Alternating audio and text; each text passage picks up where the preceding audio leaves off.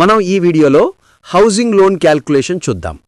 ఉదాహరణకు మీ salary 45,000, cuttings 3,700.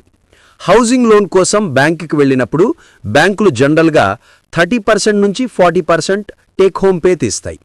ఇప్పుడు మనం 35% మీద చూద్దాం. 45,000 ఇంటూ 35% 15,750. ఇప్పుడు 45,000 నుండి 15,750 తీసివేస్తే 29,250 వస్తుంది. తర్వాత మన కట్టింగ్స్ 29,250 నుంచి 3,700 తీసివేస్తారు. అప్పుడు 25,550 వస్తుంది. ఇది మన ఈఎంఐ పే చేసే కెపాసిటీ.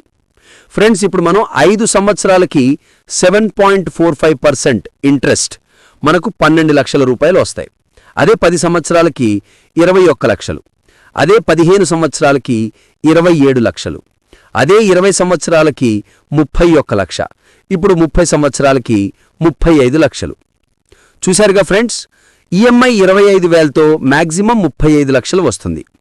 ఫ్రెండ్స్, మీకు మా వీడియోస్ నచ్చితే సబ్స్క్రైబ్ చేయండి, లైక్ చేయండి, షేర్ చేయండి. Thank you for watching.